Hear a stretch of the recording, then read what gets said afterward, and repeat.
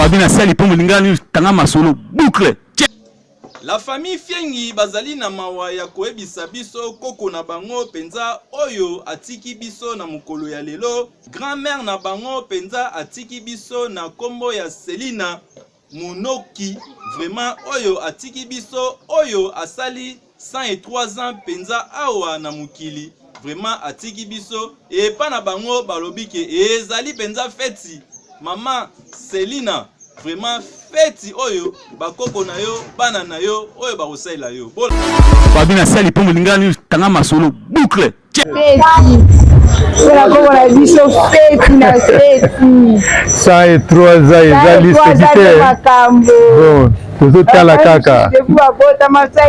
Bazokoka yango te. Ye alakisi bonzambe. Alakisi bonzambe na ye. Asali oyo basalaka te. 103 ans ezali sekite. Komina Kinshasa. Komina Kinshasa mobima mutakosa 103 ans kwa koko azate. Koko anaye komona, anaye kokomba. Atumisi mutute. Koko azaki gentil, très accueillante. Koko yo a fêté un Noël très bon, très bien. Je suis là, ça moi fait comme Dieu. Koko a coupi nae. Donc on a joué vraiment. La loi Koko na 103 ans nae. Donc ça pena na tsenga makati. Bon, ngai naza mwana na ye. Penza ya motema. Donc lokolo toza boye tozo bokisa. Eko yinda penza eko yinde donc eko yinda donc nanu te tolobi nanu te. Mais boko yoka biso. Yoka biso komona 103 ans eko tika la loko pamba te. Il faut ela ki sa penza bilembo. Parce que ye moko asali oyo basalaka abotololi asali donc 4 générations donc eza facilité. Tozozela Nikolo Ekoka.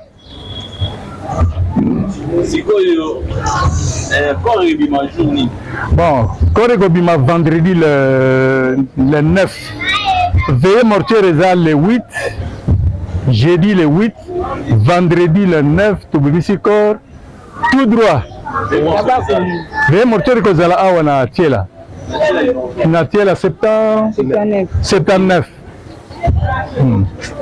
Donc vendredi wana tout droit na Mbwela Loge. Mbwela Loge kone ko yinda. Bazo la biso. Donc na Mbwela ko yinda oye ko ya. Le 9 faisant enterrement. Na ba Kongo ko na Mbwela Loge. Ah, non, na morgue na mama yem na Kalembelembe. Na morgue ya Kalembelembe. Oye nango tia wa sima nango corbiere ko kede timboka. Corbiere ko kede timboka mutu kama sisi ko landa kona ba dinga ya quartier mutu kama sisi ko landa pepo na aji donc to sengi na koko nyons. D'ailleurs biso bana tozana DJ paquet ya J bana na biso bango nyonso bazana paquet ya J ba kokolo na biso na ba kokolo nyonso paquet ya J na mutu moko. Donc toko kende kuna na remorque mubia mabaji.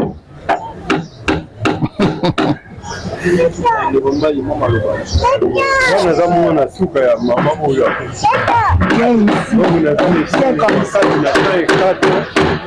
Nazamuona suka ya mama huyo.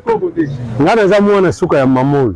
Nazana esengo makasi na 104 ya mama. Vraiment nazana esengo makasi po mama ye moko alobaki tolela ete mais to sala fête. Mutu nyonso alia amela ti kuna na Congo Central ndenge moko na Mbwela Loge.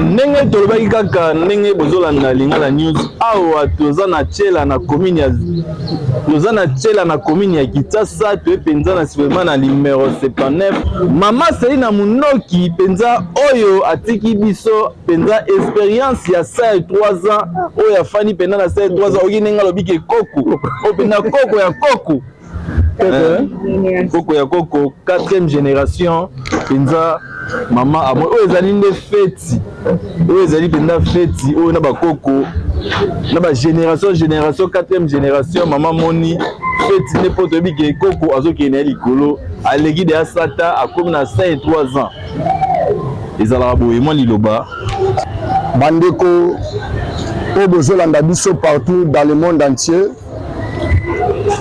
na Afrique na Europe na Amérique pe na Congo eza pe na bakokolo mosusu baza na Canada nalingi naloba ni parlant tomoni koko na biso akokisi 103 ans donc dans quelques mois alingaka akokisa 104 ans. Ce n'est pas donné à tout le monde, c'est une grâce.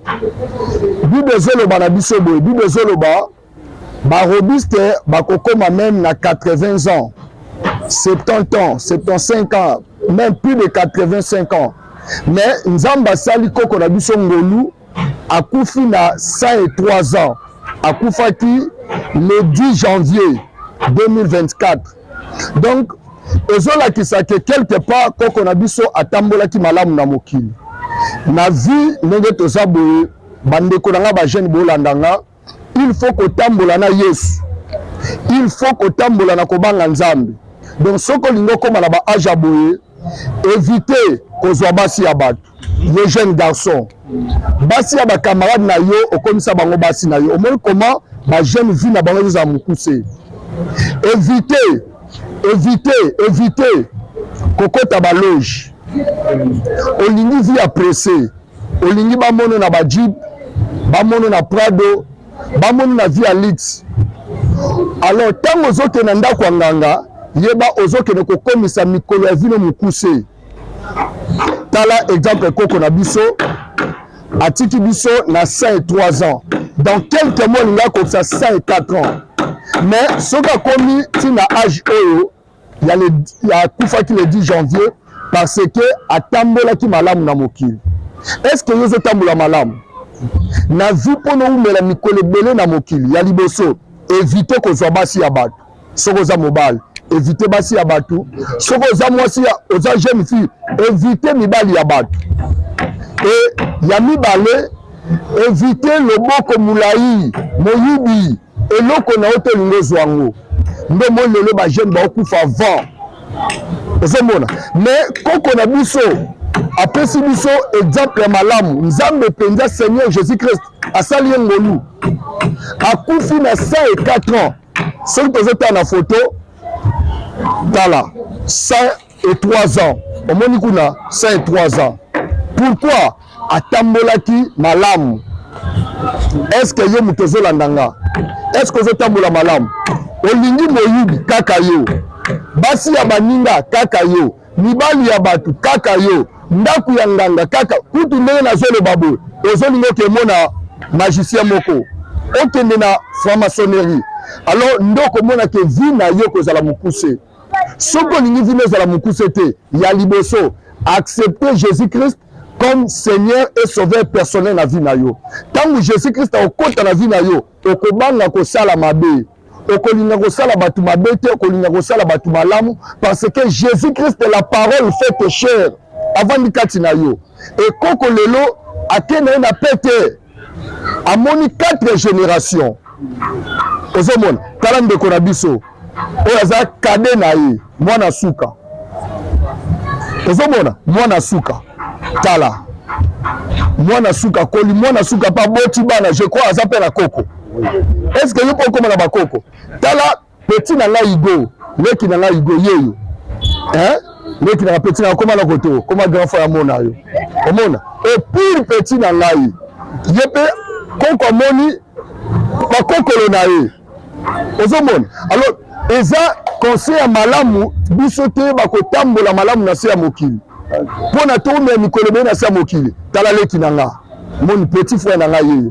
Alors na pesi biso batutu bolandi biso na Canada moto mingi na bino bomoni igoa bomoni bakoko bomoni bakoko na bino banoko donc esengo eza mais seulement liwa ya koko na biso toye kolela te mais toye kokumisa nzambe toye kofete nzambe asali malamu ebele aza plus que robuste 103 ans epesameli mutu nyonso tu te yango toye kofete mpenza kozongisa lokumu epai ya Jésus Christ apesaki Jésus Christ azwi azwa lokumu au nom de Jésus amen. Babina sali pongo lingani tanga masolo boucle.